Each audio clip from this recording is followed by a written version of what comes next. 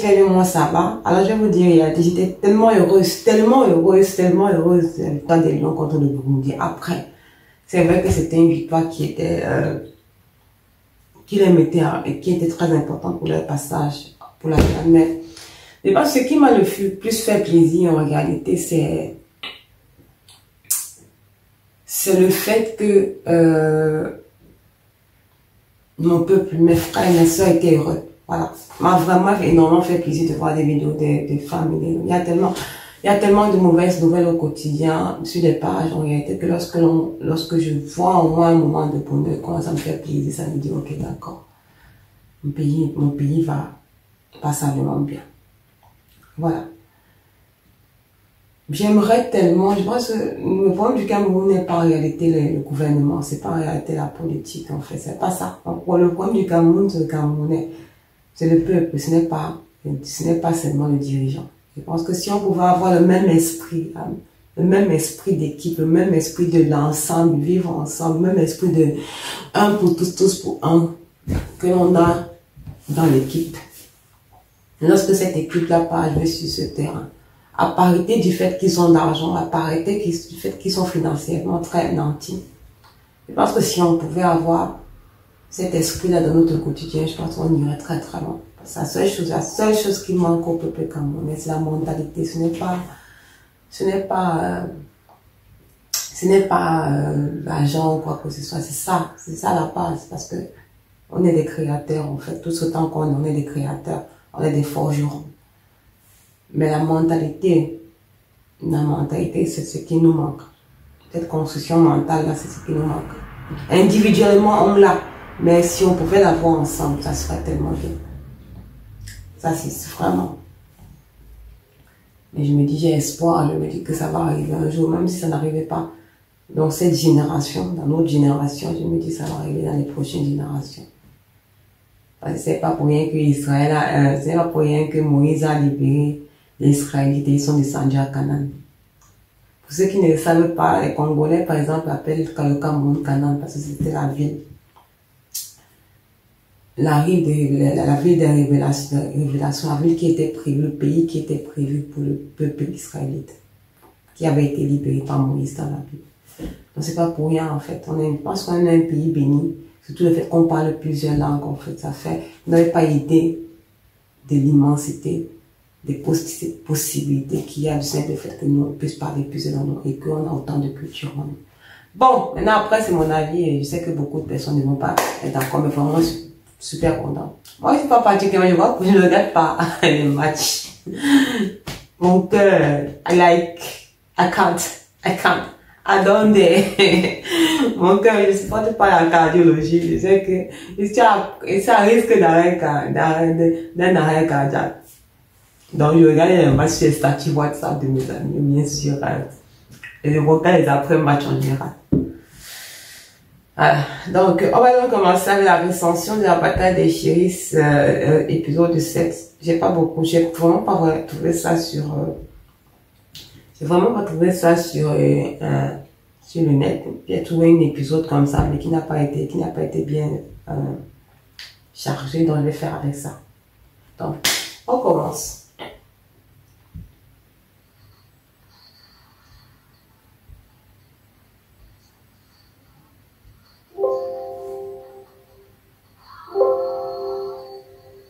Les images sont super floues, hein, super floues.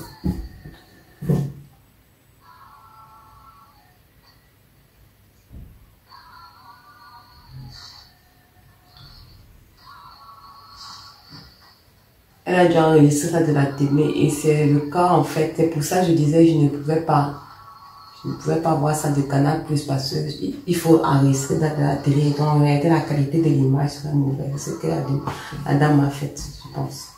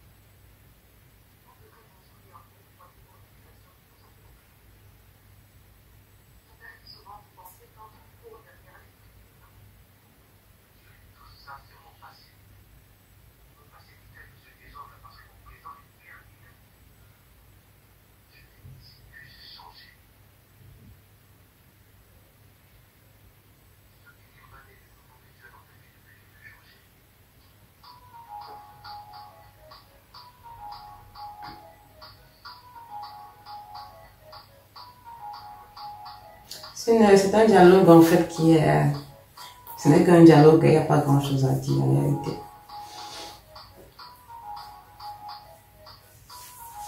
J'ai pas grand chose à dire sur ça.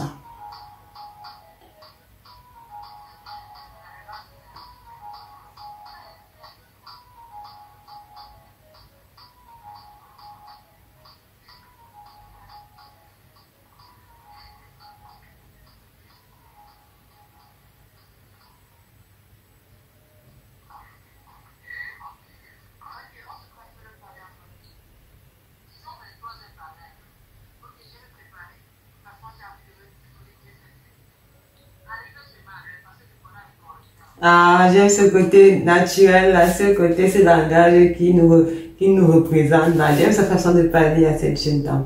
Dans cette scène spécifiquement, parce que parfois elle fait des constructions linguistiques, moi je ne comprends pas.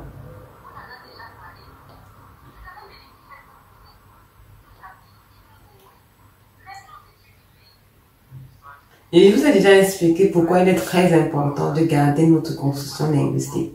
Que ce soit dans un langage familier, que ce soit dans un langage courant. Parce que de toutes les façons, ces films sont tournés sur le principe, sur un langage familier et un langage courant. Mais le langage familier, notre langage familier se rapproche énormément de notre langage courant. Vous devez comprendre que c'est cette particularité linguistique, en fait, qui fait à ce que on reconnaît la culture camerounaise. Vous allez me dire que non, c'est une série qui est vendue à l'international. On s'en fout, en fait, que ce soit vendu à l'international. Pourquoi? Parce que ce n'est même pas une excuse qui fonctionne. Lorsque vous regardez regardez Netflix. Regardez les films nigériens sur Netflix. Et ce n'est pas comme si, elle me dit que c'est Netflix Nigeria. Non, c'est pas seulement Netflix Nigeria. Quand on dit Netflix Nigeria, ça veut dire que ce sont des films de Netflix qui sont tournés au Nigeria et qui sont produits par Netflix. Mais ces mêmes films-là sont vendus dans tous les Netflix qui existent. Il y a une Netflix international avant d'avoir les différentes succursales. Tous ces films-là sont présents sur Netflix. Et ils n'essayent pas. Et à ce moment-là, les Nigériens ne cherchent pas à automatiquement changer de langage, quel que soit le niveau social dans lequel, le statut dans lequel ils tournent. Non. Ils utilisent leur argot. Ils utilisent leur argot. C'est ça qui fait, c'est ça qui permet non seulement d'étendre la puissance culturelle d'un pays, d'étendre la puissance linguistique d'un pays, en fait. Et de faire à ce que les personnes soient attirées non seulement pas la spécificité locale, mais aussi par les spécificités linguistiques, par les spécificités culturelles, en fait. Et c'est ça qui est important. C'est ça qui est très important. C'est ça que je tire toujours sur cette nécessité de garder notre argot, en fait, de garder notre spécificité linguistique, de ne pas chercher à wattiser, comme on dit souvent, de ne pas chercher à créer des constructions linguistiques qui n'est pas nôtre. Parce que notre but, déjà que l'on fait ce qu'on apprend, on a mangé la majeure partie des cas, on fait beaucoup d'adaptations cinématographiques. Qu'est-ce qui fait à ce qu'on soit, cette adaptation soit intégrée à la culture camerounaise? C'est le langage, c'est les mouvements corporels, c'est les mimiques, c'est les onomatopées qu'on associe à cela. C'est les espaces de tournage. Ce sont tous ces éléments-là qui font à ce qu'on retrouve cette territorialité, qui fait à ce qu'on retrouve notre patrimoine culturel à l'intérieur. Ce sont les textures que vous utilisez, ce sont les décorations. Donc, vous pouvez prendre un film qui a déjà été tourné dans notre pays, une histoire qui existe déjà dans notre pays. Quand je pense sur le cas ici, mais le simple fait d'ajouter ces éléments-là, créer une déconstruction et une reconstruction. Et ça, je vous avais déjà parlé de ça.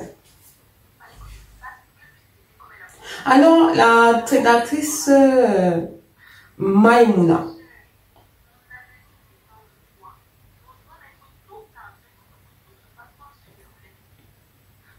Maïmouna, c'est la première fois, je ne connais pas son nom en réalité, je ne sais pas, c'est la première fois que je la vois tourner.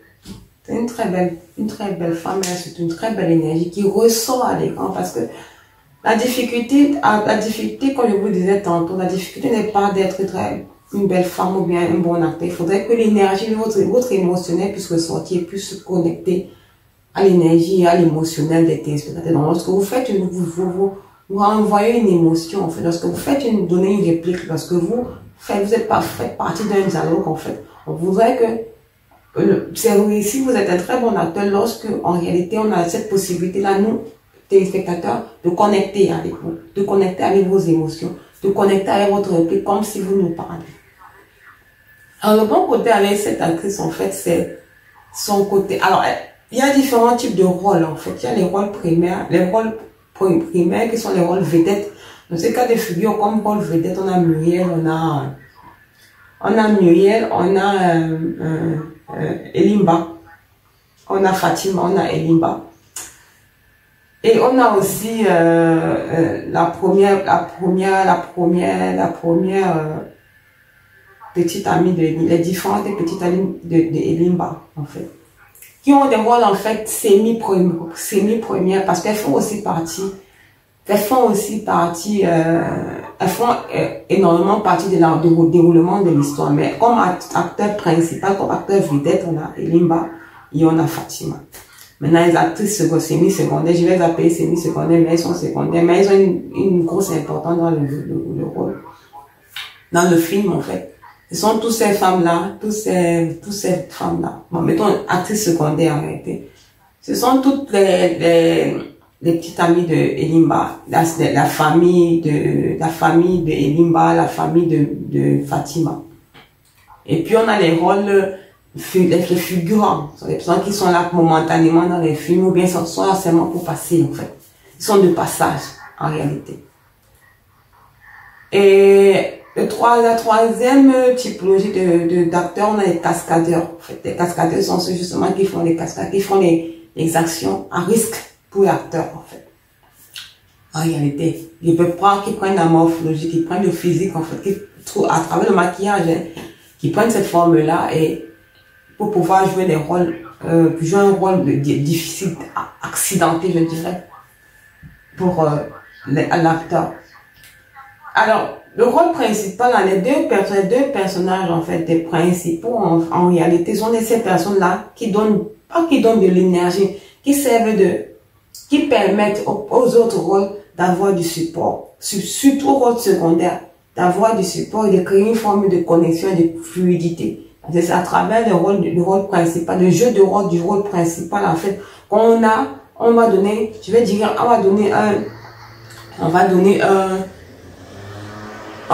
une forme de lancer, on va donner une forme de connexion, on va donner une forme d'organisation à la série, à travers leur rôle, en fait. Organisation spécifiquement au niveau du jeu d'acteur, hein. On va donner de l'énergie, on va créer cette fluidité. C'est ces deux acteurs, en fait, sont des acteurs principaux, en fait, qui permettent de donner une continuité, qui permettent de donner une forme de cohésion, une cohésion au niveau du jeu d'acteur. Donc, si l'acteur principal est énergétiquement, par exemple, dans une réplique ou bien dans un dialogue, dans sa réplique, il est nerveux, automatiquement, ça aura un effet sur le jeu du rôle secondaire. Vous voyez un peu. Si le jeu d'acteur principal, l'acteur principal est quelqu'un, dans un dialogue, est plutôt calme, est plutôt tranquille, et que l'acteur secondaire est nerveux, automatiquement, l'acteur secondaire, même si dans la réplique il doit être nerveux, ça va devoir s'adapter. Et pour dire qu'en fait, ce sont ces deux acteurs ont un rôle très important dans le système actorial, en fait, parce que c'est eux qui donnent la cohésion, c'est eux qui créent la cohésion, qui créent la fluidité, et qui permettent de créer qui aident énormément à créer cet effet de naturalité, d'authenticité. Et aussi de flexibilité. C'est vrai que normalement, chaque script doit être capable de donner une forme de flexibilité à l'acteur pour qu'il puisse s'étendre au maximum. Mais sur le set à la base, c'est ces acteurs-là qui permettent de donner cette flexibilité, surtout lorsque ce sont eux qui doivent donner la réplique ou bien lorsqu'ils doivent être regardés. Tenez en considération du fait que lorsque les tournages se font, c'est pas comme si les autres acteurs disparaissent de la scène. Ils ne disparaissent pas de la scène. Ils sont présents lorsqu'il y a ces tournages-là.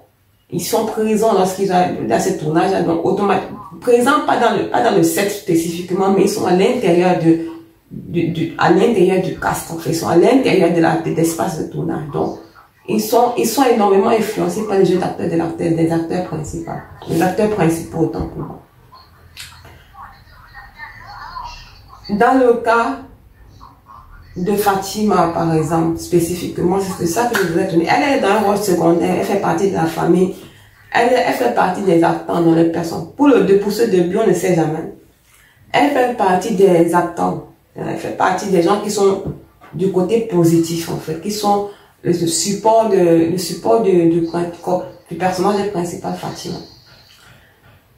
Elle, spécifiquement, je vais dire que je n'ai jamais vu jouer, c'est la première fois que j'ai à voir jouer, mais elle a cette capacité-là à ramener, elle donne, comme je dis sur certains acteurs, dans le cas de certains acteurs, elle donne cette essence, en fait, elle apporte ce côté culturel.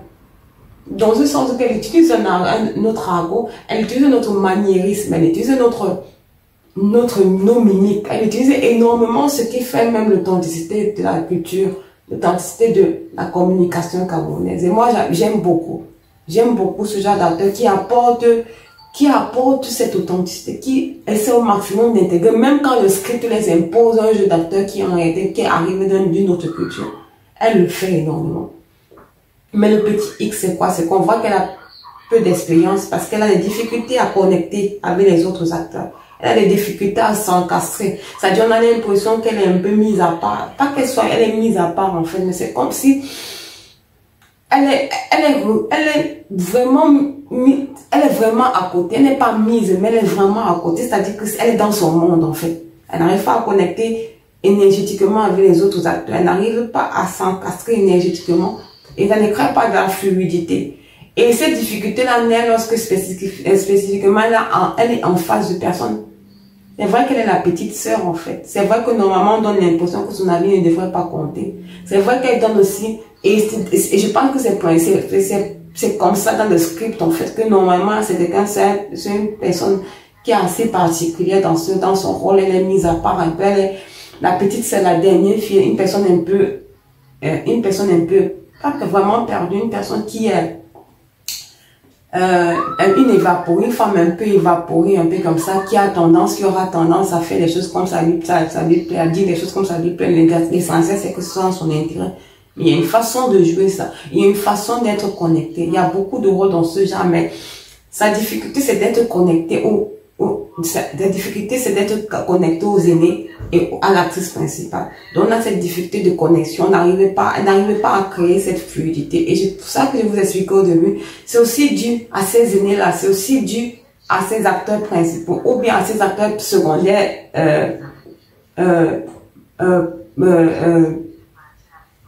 aînés, je vais dire.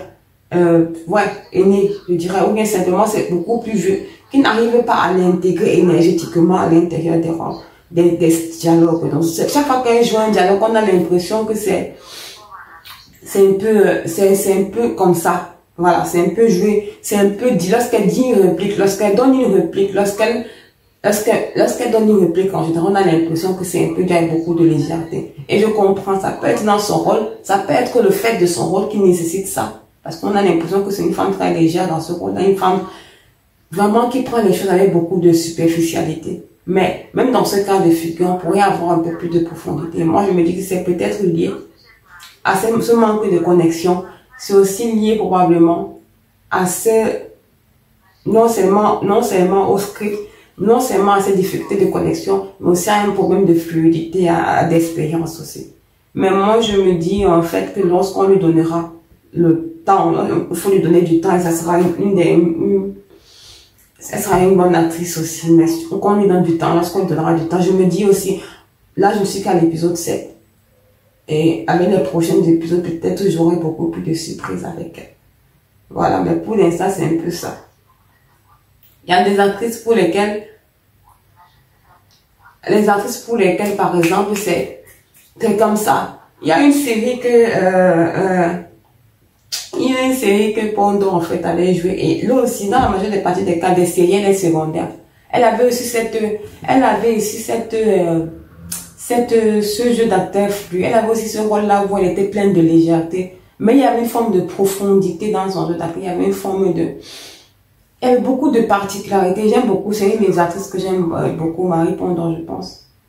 Mais il y avait ce côté, elle était légère, elle jouait le rôle d'une jeune fille, la dernière née de la famille pratiquement. Et elle était un peu évaporée, elle faisait ce qui lui plaisait, elle jouait vraiment son rôle d'enfant.